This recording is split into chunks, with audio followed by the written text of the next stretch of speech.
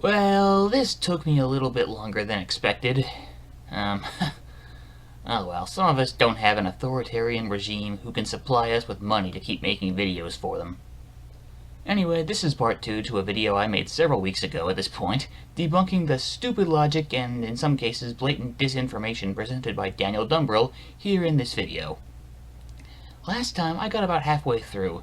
He hasn't provided any sort of explanation for why these guys are in front of the KKK on his thumbnail, or why he claims that they are boosted by YouTube to promote Asian hate, but I'm sure he's definitely going to get to that this time, eh? Let's see what he's got in store for us today. What I've shown you has already sufficiently shown you that their "I love the Chinese people, but I hate the Chinese government" shtick is absolute BS. These guys are just all-round racists, and China and its people are an easy, socially acceptable target for them. You know, apologists of these two guys often say, well, they can't be racist, they have Chinese wives. BS. Some of the most racist white supremacists can be found in Southeast Asia.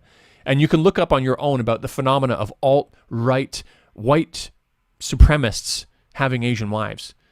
To make a long story short, it's about dominance. It's not about mutual respect. But does that fit the bill for these guys?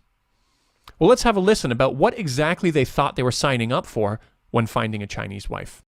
Here is where we come across the worst reason to get married to a Chinese woman. Yes. The worst reason is that it's built in. Instead of having a social system where the government looks after the old people, families look after the old people. Right. You don't realize it, and it seems all good and well in the beginning because you're just like, oh wow, cool, this beautiful girl, and she's so lovely and bubbly and lovely, and she's so traditional, and she cooks for me, and she, you know, and then you realize. Fast forward 20 years, you got two old people laying in your bed. All right, so they were looking for a beautiful, lovely girl who cooks for them and abandons their cultural family values.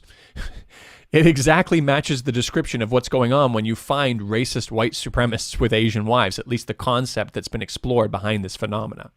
Matt also uses his wife oftentimes in his video thumbnails for clickbait videos, where he oddly keeps referring to her as his Chinese wife. Presumably, I'm guessing, not to distinguish her from wives he has of other ethnicities, but to treat her with a title that's no more than just basically a trophy title. How about his kid? Well, this is disturbing to me, especially when you pull it into the full context. He has a video for this too. He was filming himself goofing around in the hospital, wheeling himself around in wheelchairs, laughing and drinking with his buddy while his wife was waiting to give birth. Then, when the baby came, looking more Chinese than he had anticipated, this was his reaction. Hey guys, I saw it. Well, I saw it. I'll be totally honest with you. That is nothing like I expected. I actually thought, because of the ultrasound, it would look a lot more like me. It looks 0% like me. It looks like if you shrunk Vivi down, cut her hair a little bit, and painted her a little bit more red instead of, you know, her normal yellow tinge. That literally just looks like a little version of Vivi. It's a completely Vivi baby.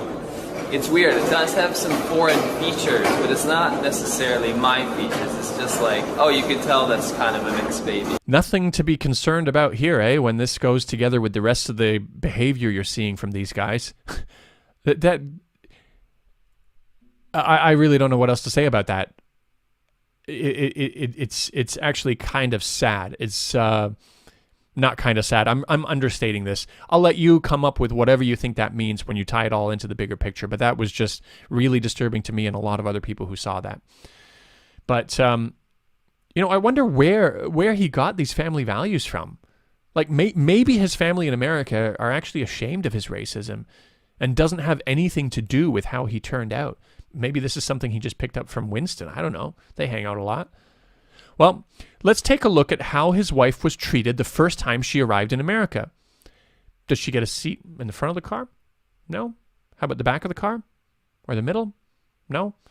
How about on the floor of the car, while Matt's white family, siblings, and parents sit above her and makes racist jokes towards her that she's just got to put up with for the rest of her life with this racist white supremacist husband who still refers to his daughter as that. This should be the show is Vivi's sitting on the van.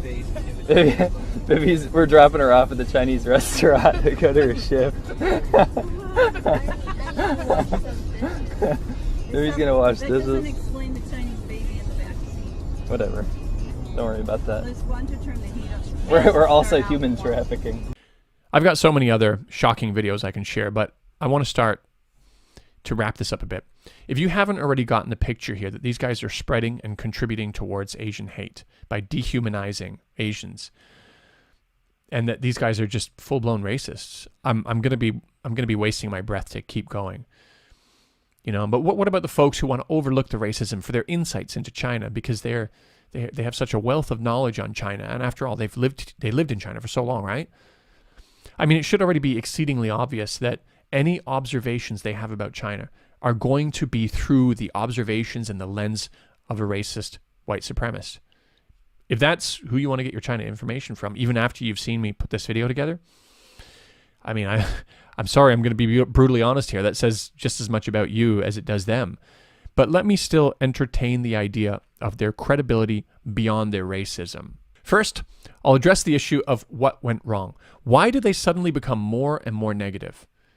As someone who's lived in China for 13 years, I know in the early days, foreigners were treated with great respect here. People went out of their way to accommodate us. We were treated even better than the locals.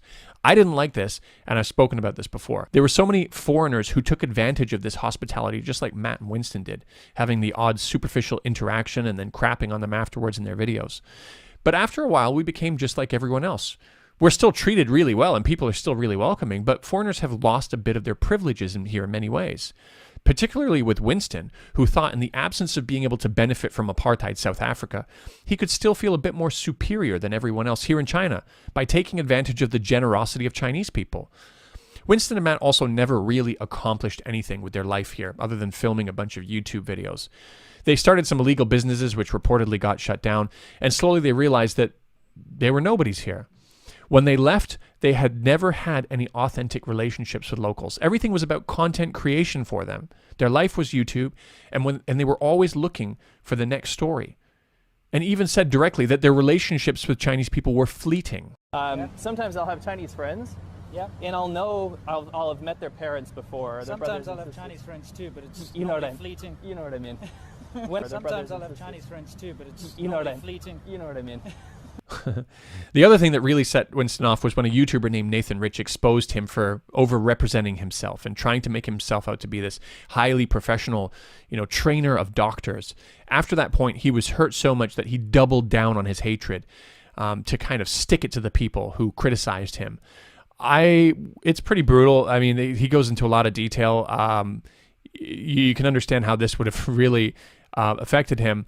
But, it does highlight a lot of problematic issues. I'll put the link to the video in the description so you can see it for yourself. But let's get into the quality of some of their observations.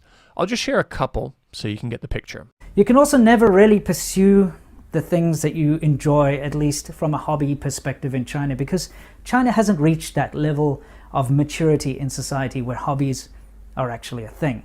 And don't take my word for it. Just go to China and try to do anything that you normally would do. See if you can find a club or an outlet for your hobbies and see for yourself, unless your hobbies are drinking and womanizing and, just walking around thinking you're cool. There's not much else you can do. So, after 15 years in China, the only hobbies that Winston found he could pursue were drinking, womanizing, walking around thinking he's cool. I mean, is this seriously who you want to hold up as your China expert? Do you really believe these words? I mean, I'm not even going to dignify his accusations with a response. This is too ridiculous to even mistake as the truth without even looking this up. But if you do want to look it up, it's incredibly easy to debunk this yourself. I mean, in a major, major way. But let's move on. Let's keep going. Let's move on to one more clip from my buddy over at Nuance, the good Matt. I want to set this up because this is really funny. They're passing by some people in Meow clothing, and in Winston's video that I critiqued before, he said that the minorities are forced to wear these stupid clothes and live in these, fake houses.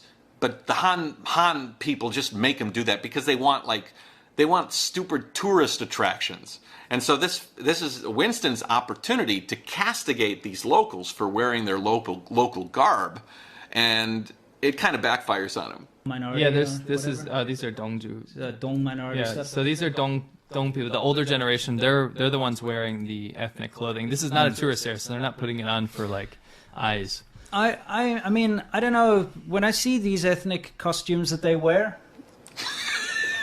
So Winston really wanted to go on a tear and say that these people were forced to wear these clothing to be some sort of plaything for the Han. But Matt preempted him and said, yeah, these are old people. They wear their traditional clothing. And then, then Winston goes on and calls them costumes. I mean, who's being the bigot here? A lot of the time, they look like they're kind of Taobao fake bought things, you know? They're fake. Yeah, you know, they look very much like a uniform I was about to buy on Taobao.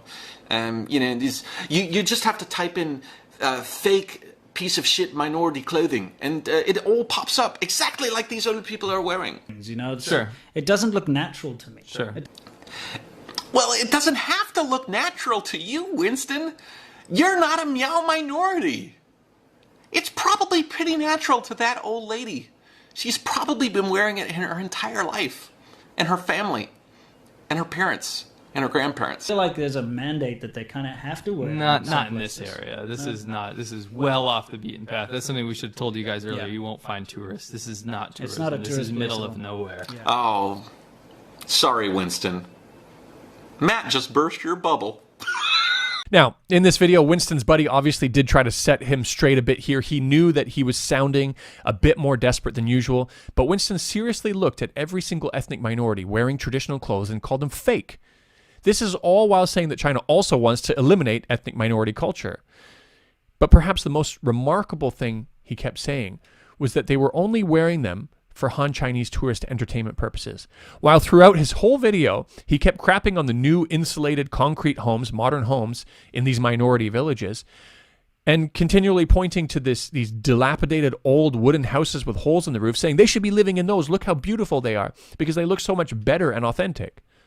So to recap, every time Winston sees ethnic minorities in traditional clothing, he says that they were forced to for entertainment purposes.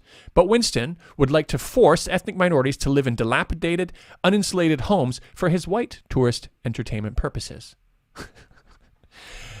I got to tell you, when I was watching the full nuance video, and my wife is from a poor village in inner China, in Jiangxi, and she was looking over at it, and when she was seeing Matt and Winston talking, she thought it was like supposed to be some sort of a joke. And when I told her they were dead serious, she said, "What? We wouldn't even let our pigs live in those structures." But this is what Winston would like to see so that he feels better while traveling through these villages once in a lifetime. I'll share another example with you to fully understand how deliberately dishonest these guys are. Winston was confronted on Twitter after saying the report last year that showed the Chinese government enjoyed over a 93% approval rating from their people couldn't be trusted because it was government data. He was quickly refuted with the fact that it was actually a study conducted by the Ash Center at Harvard. To try to save face, he rapidly put a video together now to change his argument and say, well, it's the Chinese people opinion that can't be trusted also.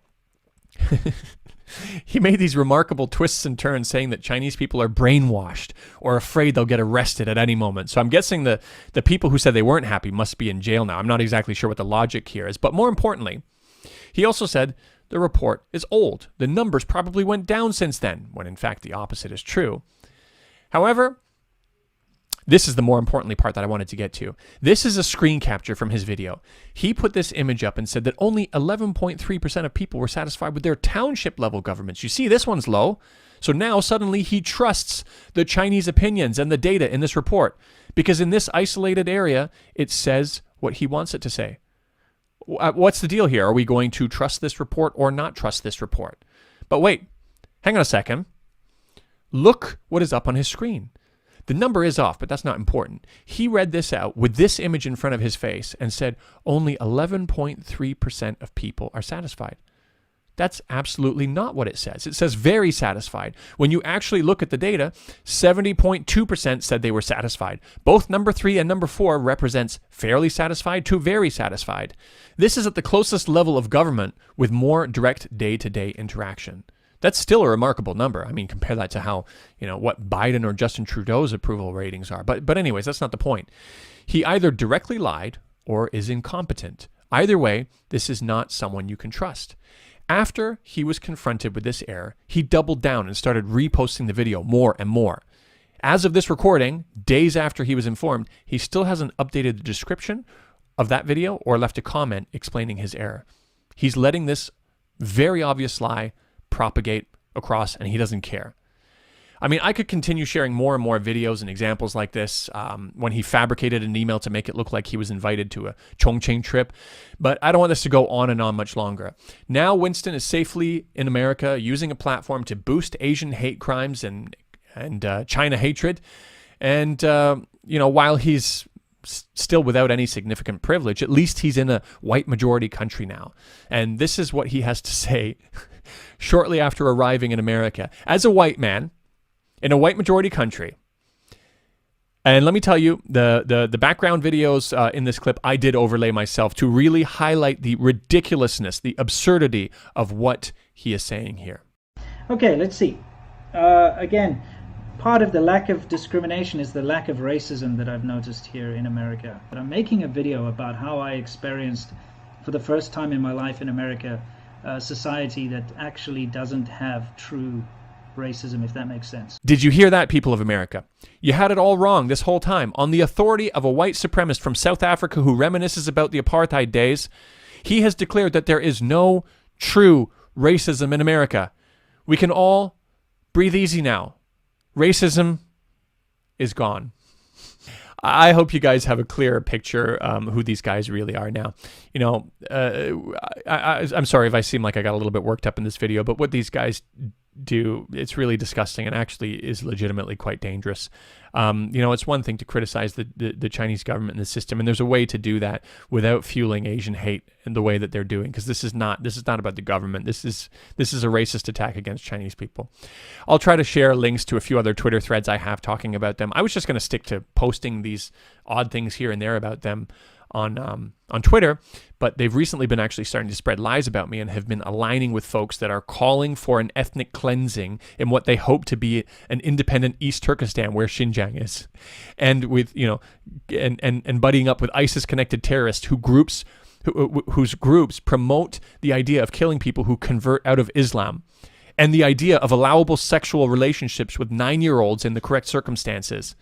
That was not said for shock value. I'm dead serious. I will provide you with the link. Winston monitors all of my interactions and anyone who is tagging me and immediately jumps on board with them looking for allies, no matter how unsavory these characters are. He's lining up with Sabor, the guy I spoke about in my last couple videos, and I'm not surprised that neither of them have a problem with each other. But I'll post a Twitter link to some short videos on what some of these guys say. But the main thing Winston does is, in regards to me, is he takes personal information from private conversations I had with him many years ago regarding a business deal that went bad.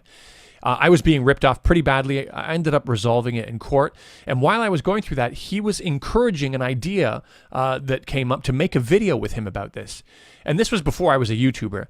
Finally, I declined because I started to get the feeling that he was going to misrepresent my one out of many business deals that didn't go bad, to paint this one bad time as the norm for China. And I didn't want to have any part of that.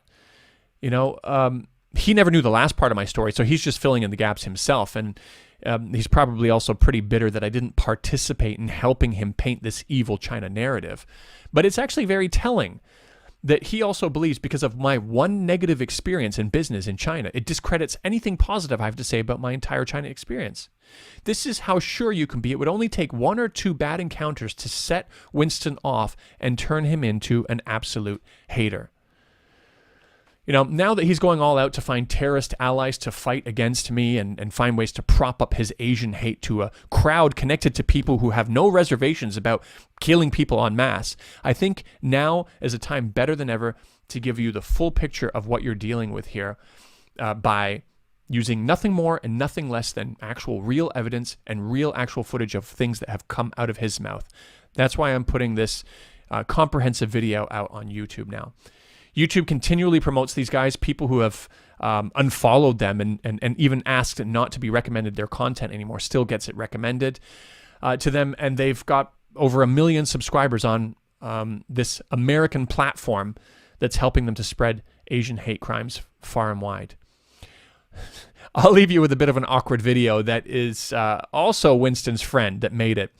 Winston gets a lot of his new green screen footage from this guy, Zoltan Pelevaz, Zach P, I think he goes by.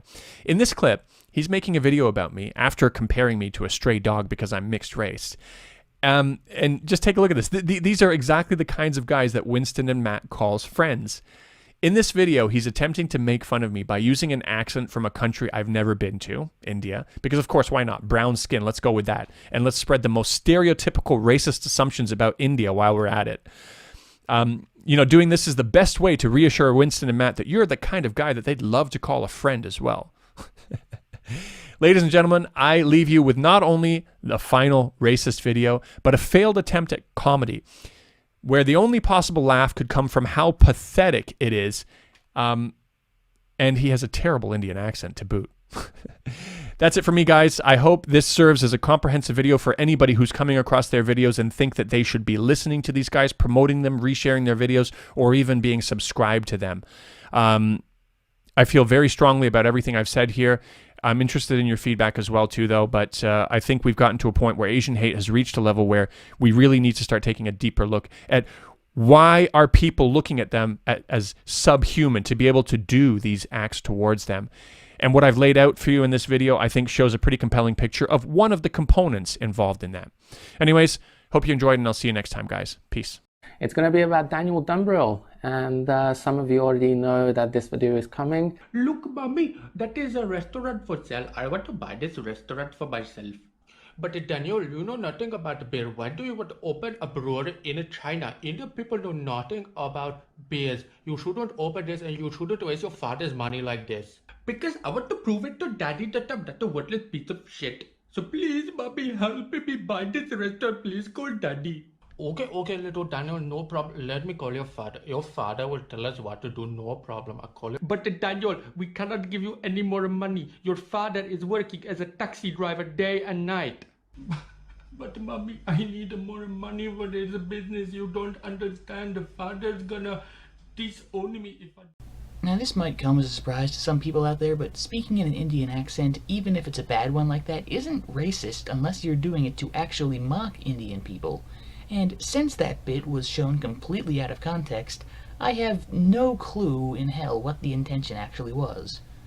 But anyway, over the course of a 45-minute video, Daniel has gone out of his way to display any and all little out-of-context clips he can possibly find of Matt and Winston that could even remotely be used to portray them as white supremacists. The only things that aren't completely nonsensical in his argument are a couple of bad taste jokes they made here or there, like 3 jokes. But the fact that over the course of the decade or so they've been uploading videos, this is the best he could do to call them racists should really speak wonders about whether or not they actually are, because Daniel clearly went all in on this. If there was better evidence out there, he sure would have found it. So, one question, by the way. If Captain Apartheid loves white majority countries so much, why the hell did he live in China for as long as he did instead of moving to a country like the US or the UK after he realized he couldn't supposedly benefit from apartheid in South Africa anymore? Whatever. See you soon, Daniel, because you and I both know this isn't the last video I'll be making about you. Fuck the CCP.